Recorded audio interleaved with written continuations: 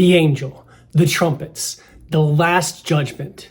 Judgment or fame, no matter what name this triumph card is given, it has an otherworldly quality similar to the wheel and the fool, and has an esoteric meaning of transition. Hello, I'm Michael J. Auger, creator of the Allcento Tarot, and today let's take a closer look at the 20th card of the Tarot's Major Arcana. Similar to the wheel card that marked a transition between the first and second cycles of 10, this card marks a transition into the next phase. The 0 in 20 indicates a connection with the Fool and invites us to take a step back and see the big picture. The Visconti-Madrone, also known as the Carrie Yale deck, depicts a scene from the Book of Revelation when the dead are reawakened and called to receive their final reward or punishment. At the top of this card are two angels and words that translate to read, "Rise to Judgment." The lower part of the card depicts three nudes representing resurrected souls and a central robed figure of Christ who is said to come down from heaven so that his followers can rise up. There's also a pink structure which looks like a fortress firmly grounded to the bottom of the card, but with a bell tower that extends into the top half of the card.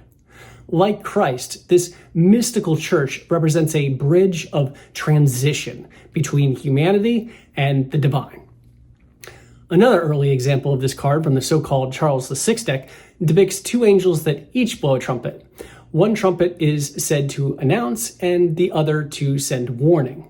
There are two rows of figures below. Most of the figures in the back row appear joyful and some have outstretched arms, while the front row figures appear fearful and cowering with crossed arms. Another early example of this card from an Italian tarot known as the Budapest deck features a single angel with a trumpet calling the dead to rise again. The Italian title for this card is El Angelo, meaning the angel, and it is the angel who calls us to rise to a more meaningful existence, which is the most important aspect of this card. In fact, some early versions of this triumph depict a trumpeting angel without any additional figures. In the Minchiate style tradition, this card is referred to as fame.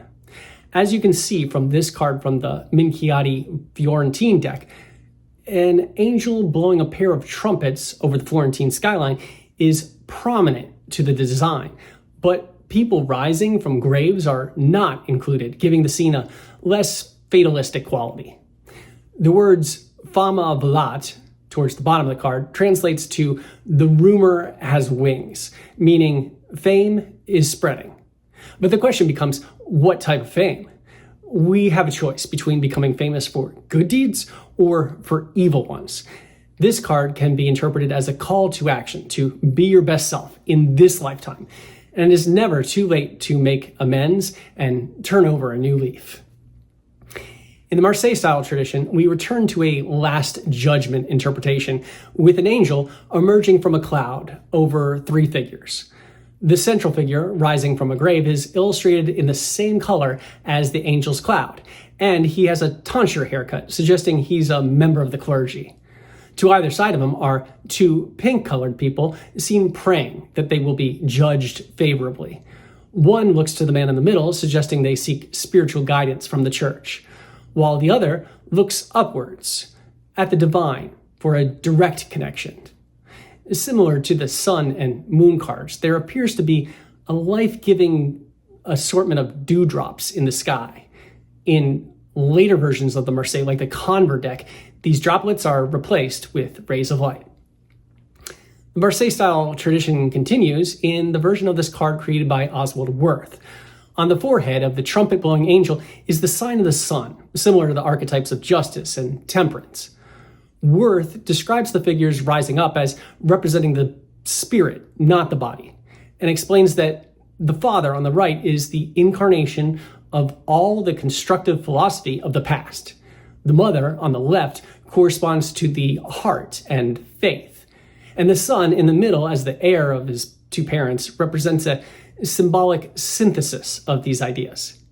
At this stage in the journey, the initiate has transitioned to a higher state of spirituality, but that doesn't mean he neglects his obligations to the material world. Instead, he has become a guide for others.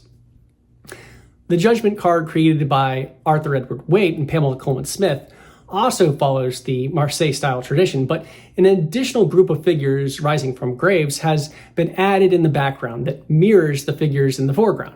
The figures can be interpreted as representing the three pillars of the Kabbalistic tree of life, with the center child corresponding with the center pillar that ascends to the topmost station of Kether. The flag hanging from the trumpet is a Christian symbol for life after death that some say is derived from the victory banner of Emperor Constantine, which continues the underlying theme of transition. The interpretation of this card was completely transformed in the Thoth deck created by Aleister Crowley with the artistic help of Lady Frida Harris. Crowley saw the traditional imagery as outdated. He believed the Age of Osiris had ended on March 20th, 1904 to be exact. And so he replaced this triumph with a card titled the Eon that represents a transition of the world into a new era. The end of the world actually just means a replacement of old spiritual ideas with new ones. This card depicts Nui, the goddess and empress of space who bends to form the night sky, and Hadit, the god and lord of limitation, representing the center of the universe and all points of space and time, symbolized as a winged sun. Together, they create the universe and give birth to Horus, who is depicted in two different ways. His active aspect sits inside an egg, holding the phoenix wand of transformation in his right hand and nothing in his open left hand. And his passive aspect stands as a transparent essence, with his finger to his lips and wearing a crown of three serpents, one of which coils from the region of the third eye. The Hermetic Order of the Golden Dawn associated this card with the Hebrew letter Shin, which can have the meaning of divine fire. This letter can be seen in gold towards the bottom of the card on a fiery red-orange arc, and the three yods of the letter contain three figures: a mother on the left, a father on the right, and a child representing Horus shines brightest in the center. There's a sense of balance emphasized by the blue and green arches, which corresponds to the zodiac sign of Libra that the Golden Dawn also associates with this card. The fiery aspects symbolize a major spiritual shift in consciousness and a dramatic transformation. And here's the depiction of this card from the Allcento tarot that is titled Fame and returns to the Minchiate tradition. The angel depicted is Fame, a personification of fame and daughter of hope. She is seen breaking through gray clouds that symbolize material illusions and individual boundaries of ego. Science has discovered that nothing is ever separate or stagnant. Everything vibrates, and the vibration of the sound of the trumpets causes an effect on everything else. Free will means that there's always a choice. We can ignore this call or rise in response and integrate our higher self with our shadow side so that we are able to transition into a unified whole. There are two boats that illustrate this choice.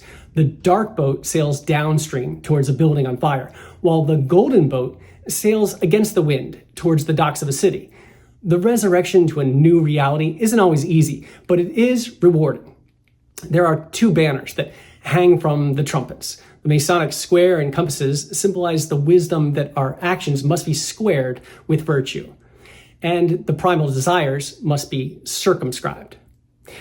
The Phoenix Firebird on the second banner represents self-transformation and spiritual awakening.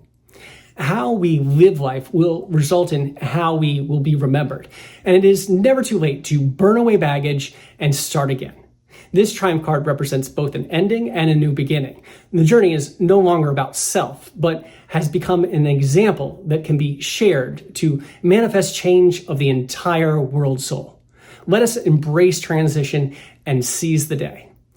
Our journey will continue soon, and there's so much more to come. So please subscribe if you haven't already, give this episode a thumbs up, and leave a comment to share your support.